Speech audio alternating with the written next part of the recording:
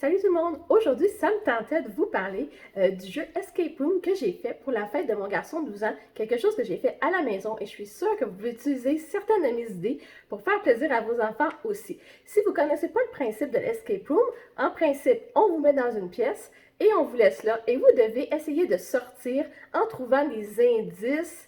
Et puis, un indice après l'autre vous amène à ouvrir des coffres, des portes et tout ça. Donc moi, je me suis dit, on va faire ça à la maison. Je vous explique comment j'ai fait.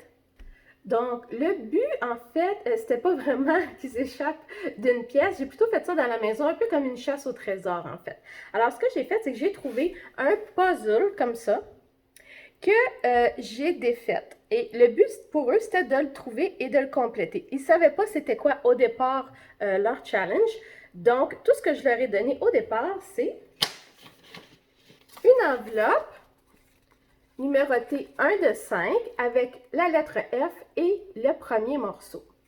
Alors, je leur ai bien dit que le premier morceau n'était pas relié avec l'enveloppe, que c'était deux indices différents. Donc, les autres enveloppes, donc ce qu'il faut qu'ils comprennent, c'est qu'il y avait 5 enveloppes. Et ce que j'avais fait, c'est que j'avais caché les 5 enveloppes un peu partout dans le salon. Donc, j'ai un peu limité les recherches, parce que sinon, on n'en aurait jamais fini. Donc, j'avais le I, j'avais le L qui était 3 de 5, le E 4 de 5 et finalement, là, ils sont tous déchirés parce qu'ils ont vraiment apprécié le jeu. Et le T, 5 de 5. Et ce que ça fait, s'ils les mettent en ordre, ça va faire le mot filet. Et la raison pour laquelle, c'est que j'avais accroché dans mon salon un filet rempli de ballons. Donc, la première enveloppe contenait un crayon. Et oui, tout simplement, c'était pour écrire ce qu'il y avait dans les autres enveloppes. Ensuite de ça, dans l'enveloppe numéro 2, il y avait une formule mathématique que j'ai adaptée à leur niveau, évidemment, pour donner le premier chiffre, en fait, du cadenas qui allait ouvrir le filet dans lequel se trouvaient les ballons et d'autres indices. Dans l'enveloppe numéro 3 de 5, on avait un autre petit problème mathématique qui leur donnait le chiffre 4, qui était le deuxième numéro du cadenas. Et finalement, la quatrième enveloppe contenait une petite question de périmètre, encore des maths. Qu'est-ce que vous voulez? Il faut qu'on trouve des chiffres. Et finalement, la dernière, c'était pour les faire chercher, dans le fond, après avoir ouvert le cadenas. Donc, ce qui est écrit ici, c'est Scrabble ballon jaune. Donc, dans mon filet, il y avait des ballons bleus et des ballons jaunes. Et sur les ballons jaunes, ce que j'avais fait, j'avais écrit des lettres. Donc, c'était écrit pommier. Et ce qu'il fallait qu'il fasse, il fallait qu'il devine, en plaçant les ballons dans le bon ordre, le mot pommier, tout simplement parce qu'on a un pommier à l'arrière et il fallait qu'il y aille. Par contre, dans les ballons jaunes, dans le premier, j'avais aussi mis une pièce de puzzle, donc il fallait qu'il pète le ballon. Et donc, dans le dernier ballon, le ballon R, j'avais mis une clé. Donc, s'ils se fient, ils vont trouver pommier et ils vont trouver une clé. Donc, ce qu'ils ont fait, et ça a très bien fonctionné, ils se sont précipités à l'extérieur et ils ont trouvé un coffre au trésor. Fait, peinturé par ma fille magnifiquement bien. Malheureusement, les coffres qu'on a trouvés n'avaient pas la clé pour mettre le cadenas, donc il a fallu qu'on mette un petit ruban, rien de bien compliqué. Alors, ils sont allés chercher le coffre au trésor et ils ont ouvert la clé. Alors, on ouvre le coffre. Et dans le coffre, qu'est-ce qu'il y a? Alors, dans le coffre, il y avait ceci. Donc, 3 paquets de gomme et une petite image pour dire « Il faut chanter ». Et là, c'était à eux autres de trouver qu'est-ce qu'il fallait chanter. Alors, c'est pas tout le monde qui connaît la chanson, mais ce sera à vous d'adapter si vous voulez. Alors ici, on a une gomme à mâcher au melon. On a une gomme à mâcher au jambon. Ça n'existe pas, mais dans la chanson, oui. Et on a une gomme à mâcher au citron. Alors, avec ces indices-là, il fallait qu'ils chantent la chanson « Si vous voulez manger de la gomme ». Si vous ne la connaissez pas, je suis sûre que vous pouvez trouver ça quelque part. Et c'est ce qu'ils ont fait. Donc, c'est une chanson à réponse. Mon garçon a chanté, ses amis ont répondu. Et quand ils ont eu terminé de chanter la chanson, ils ont eu de notre poche un autre indice. Donc, on avait préparé un petit papier. Et ici, c'est écrit J'ai faim, c'est blanc, c'est fluffy et délicieux, mais ne le mangez pas, vous y retrouverez des indices. En fait, ce que j'avais fait, c'est que sur la table à pique-nique à l'extérieur, j'ai acheté des petits contenants comme ça et on avait inséré dedans.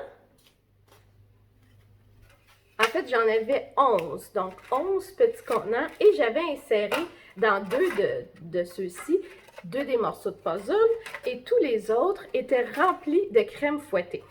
Alors, ils ne savaient pas qu'il fallait qu'ils fouillent là-dedans. Alors, un des garçons s'est mis à fouiller dans les contenants et a finalement pu ressortir deux des morceaux de puzzle. Et là, ils étaient coincés, ils ne savaient plus quoi faire. Alors, ils m'ont demandé, « Ah, est-ce qu'il y a d'autres indices? » Je dis, « Ah, il faut bien regarder. » Et dans le fond, ce qu'il fallait faire à la suite, c'était, il fallait tout retourner les petits contenants parce qu'à l'arrière, j'avais écrit des lettres. J'avais aussi écrit, par exemple, un V, numéro 1, pour dire que c'est la première lettre, etc. Parce qu'il y avait quand même 11 petits contenants comme ceci. Et ce qui était écrit, c'était écrit « Va voir foyer ». Donc, avec cet indice-là, ils sont rentrés dans la maison et ils sont allés voir dans le foyer. Lorsqu'ils sont arrivés dans le foyer, il y avait évidemment une autre enveloppe qui contenait un autre morceau de puzzle, parce que tranquillement, il faut qu'ils accumulent leur morceau de puzzle. Et il y avait aussi un code. Donc, on a donné un symbole pour chacune des lettres et pour les chiffres. Et ensuite, on leur a donné un message secret. Donc, ils se sont assis et ils ont commencé à déchiffrer ce qui était indiqué sur notre lettre secrète. Et on avait écrit « Mon trésor le plus précieux est dans la biblio de jeu. Ouvre avec le code 5214. » Donc, évidemment, votre code, ça sera le vôtre, là. Moi, j'ai trouvé un canot de bicyclette que j'ai mis autour d'un beau coffre que ma fille, elle avait préparé encore une fois. Et là, ils sont allés ouvrir le code avec le 5214 s'ils avaient bien déchiffré la lettre. Donc, je vais vous l'ouvrir. Ils ont ouvert et ils ont trouvé d'abord un parchemin, ensuite des pièces d'or et des diamants et un petit indice ici. Alors, c'est écrit « J'ai beaucoup d'or et de diamants, c'est mon trésor, gare aux voleurs. » Alors, ce qu'ils ne savaient pas, qu'il aurait pris un petit peu de temps à deviner, c'est que s'ils comptaient les pièces d'or et s'ils comptaient les diamants et dans cet ordre, ça leur donnait 95 pièces d'or et 9 diamants. Donc, 9, 5, 9 était le code pour ouvrir le troisième coffre au trésor.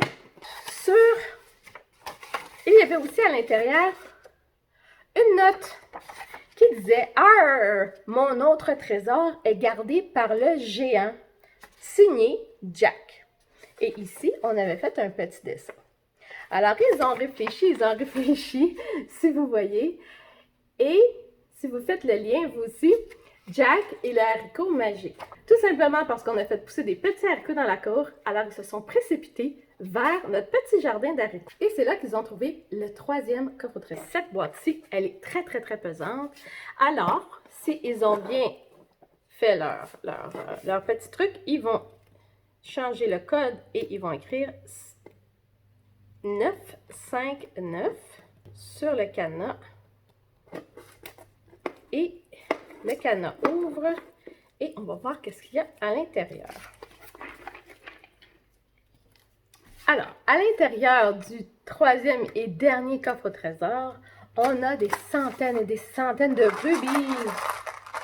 Et dans les rubis, ce qu'on va faire, c'est qu'ils vont fouiller, ils ont fouillé et ils ont trouvé les deux dernières pièces du serpent en puzzle que vous avez vu au début. Donc, à chaque fois que j'ai pu, dans les enveloppes, dans les coffres, j'ai mis une pièce de trésor pour finalement ici arriver à la 10e. Et là, s'ils se suffisent de ça, malheureusement, ils ne vont pas trouver le dernier indice parce qu'en fait, si on regarde bien ici, j'avais caché dans le fond du coffre une lettre. Ici, vous voyez, on avait écrit ici « serpent » qu'ils ont trouvé tout de suite, qu'ils se sont mis à courir. Ils ont fini d'assembler leur serpent. Ils l'ont posé sur, je l'avais mis sur le lutrin. Par contre, il fallait qu'ils se mettent tous ensemble parce que notre petite missive disait si vous terminez toutes les épreuves de notre aventure, retrouvez-vous tous ensemble près de l'animal qui empoisonne d'un seul coup. N'ayez crainte, l'aventure se termine bientôt. Donc, ils étaient à l'extérieur en train de regarder et ils sont courus à l'intérieur pour assembler leur serpent et le mettre. Et finalement, la récompense c'était eh bien, c'était le cadeau de fête à mon garçon et les petits cadeaux d'invités que j'ai achetés à leurs amis. Donc, ça a duré à peu près, je dirais, 30-45 minutes. Ils ont eu tellement de plaisir à faire cette petite enquête-là. C'était vraiment, comment je dirais, différent. Ça m'a pas coûté très cher. J'ai fait ça à la maison. On s'est bien amusé à préparer ça.